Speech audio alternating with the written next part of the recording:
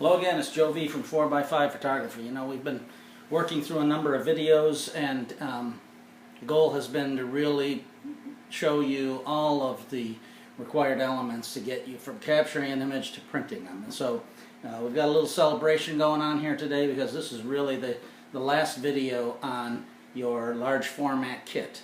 And today we're going to talk about the lenses, the lenses that you need to have, ones that you can have, basically the most minimal kit for you to get into large format photography. And so it is a celebration.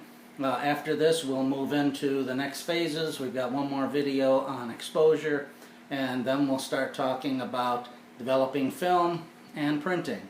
And as a part of that, I'm in the process of setting up a new darkroom. It's going to be in a very small room. So again, back to the whole minimalist, least expensive, low impact, large format photography. That's our goal here to talk about. You know, the reality of less is more. You focus more on your photography with the less gear that you have, and if the gear does what you need, then quite frankly, you're set up for what you need to be set up. So that's our goal today. We're going to talk about the lenses that you should be looking at, or that you end up buying when you get a camera, and we'll go from there. So let's celebrate.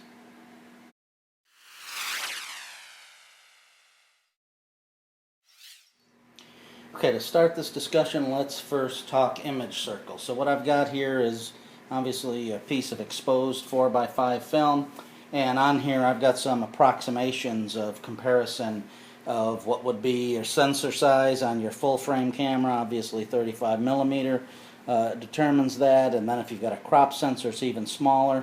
There's an approximation of 120mm film, and then of course the 4x5. And what we're going to do now is talk about image circles. So if you've got a 35mm camera or your digital camera, what you've got is at maximum a sensor size as shown there, 35mm. And so your lens on your 35mm camera needs to project an image circle that can at least cover the full diagonal of a 35mm sensor or 35mm piece of film.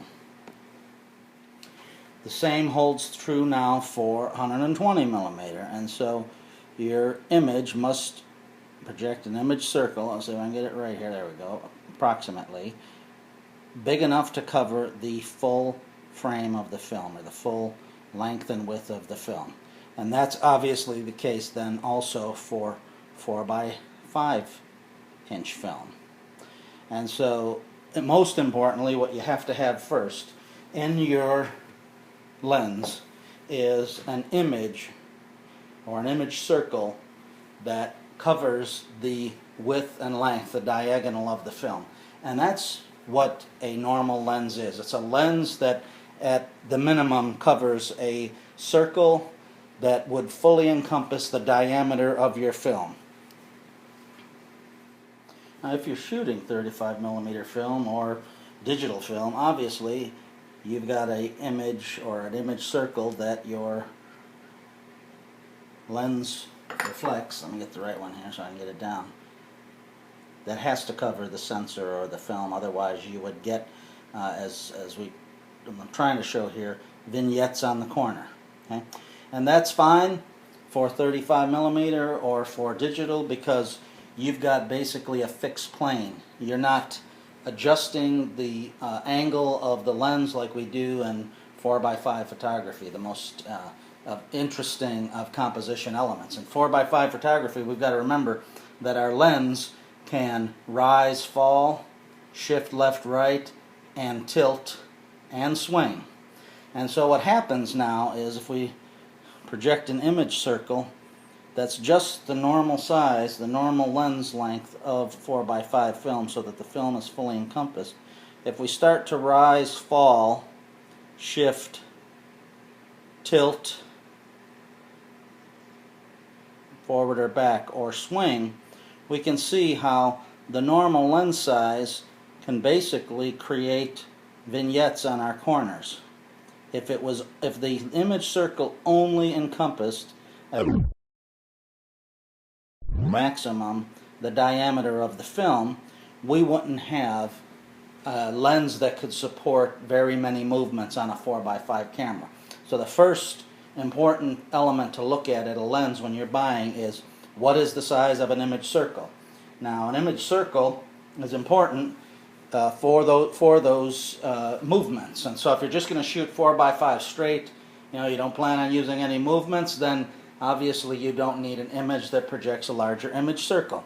Now, the normal lens size to encompass this diameter on a 4x5 camera is accurately 153.7, I believe, millimeters. So let's talk in rough terms here. We're talking about a normal lens on a 4x5 camera that's 150 millimeter.